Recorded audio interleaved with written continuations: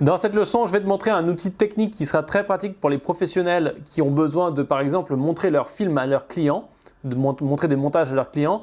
C'est comment afficher donc sur tes exports un timecode, un filigrane, bref, comment afficher plein de choses. Ça s'appelle le data burn-in et donc je te montre ça tout de suite. Donc là, on est dans la partie edit, on a notre montage. Donc tu vois avec nos rushs ici et on va essayer de mettre des affichages à l'écran, donc des affichages de burn-in qui permettent de faire du repérage sur l'image. Donc c'est pas vraiment esthétique, mais ça sert quand tu communiques avec d'autres gens, par exemple les gens du son, les gens des VFX, un laboratoire pour faire une confo, etc., etc. Ça te permet de communiquer des informations sur les rushs que tu as dans ta timeline, puisque eux n'ont pas forcément accès aux rushs et aux metadata, et donc tu peux afficher les rushs.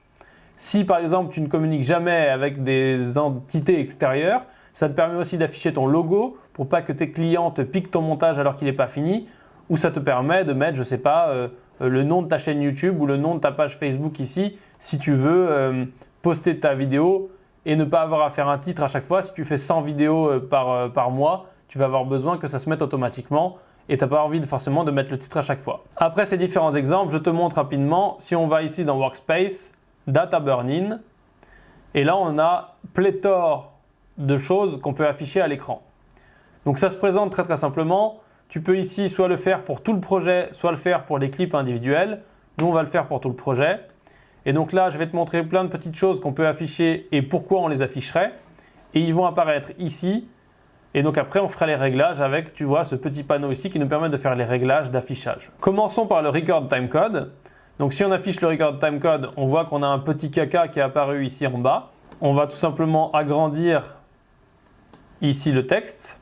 Après, on peut le bouger, tu vois, comme on veut. Donc, on peut le mettre sur l'image, on peut le mettre dans les bandes noires, on peut le mettre où on veut. On peut gérer l'opacité ici du fond, ce qui est assez pratique si tu veux ou si tu ne veux pas de fond. On peut changer la couleur du fond, on peut mettre du bleu comme ça. Mais comme on voit rien, on peut l'enlever par exemple ou le baisser, voilà, c'est très bien. Ensuite, on peut changer la position gauche-droite. On peut changer la police.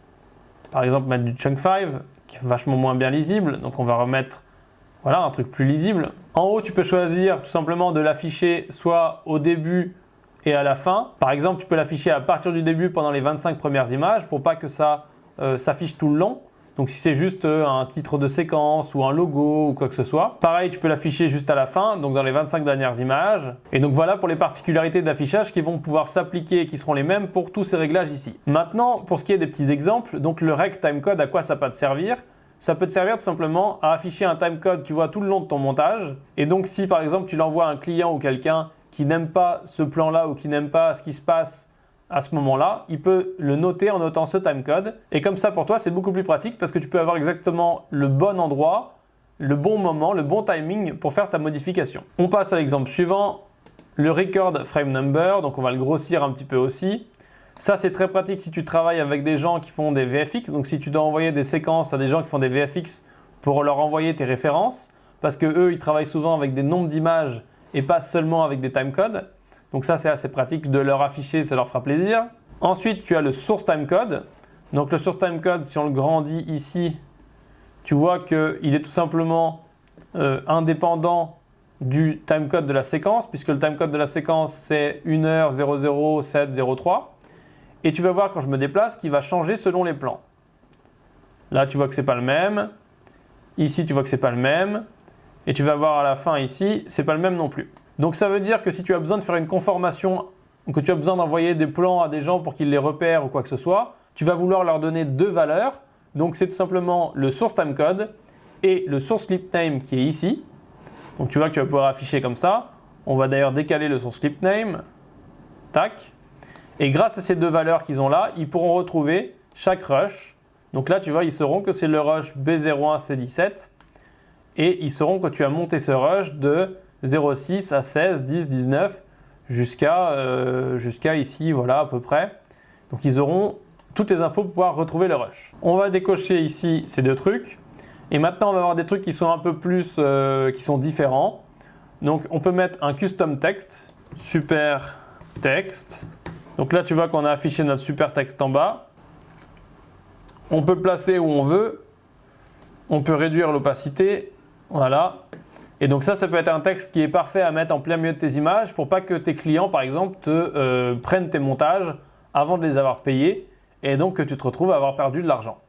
Par contre, il ne faut pas utiliser ça pour faire du texte, comme on ferait du texte dans la timeline. Ça, c'est vraiment des trucs techniques.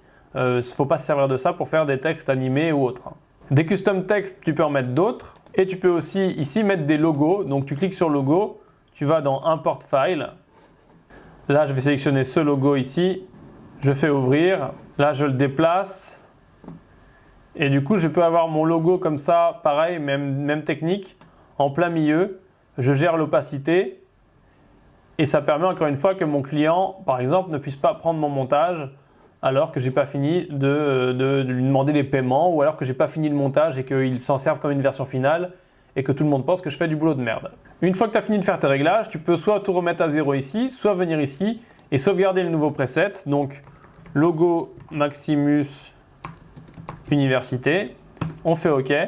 Et donc du coup, ici, tu auras disponible le preset à chaque fois que tu pourras soit updater, soit loader pour tous tes projets, ce qui t'évite de le refaire à chaque fois, c'est très pratique. Voilà pour le data burn-in, c'est un outil hyper pratique, mais vraiment, voilà, comme je le disais, un outil technique. C'est pas un outil qui va te servir à faire des trucs esthétiques, mais c'est très pratique quand tu commences à avoir beaucoup de versions ou que tu veux envoyer des trucs à un client ou que tu veux, voilà, il y a plein de solutions. Bien entendu, il y a certains trucs que tu pourrais faire, par exemple, juste afficher un logo au début ou afficher un logo en filigrane par-dessus que tu pourrais faire avec l'outil de titre normal ou même juste en important ton logo.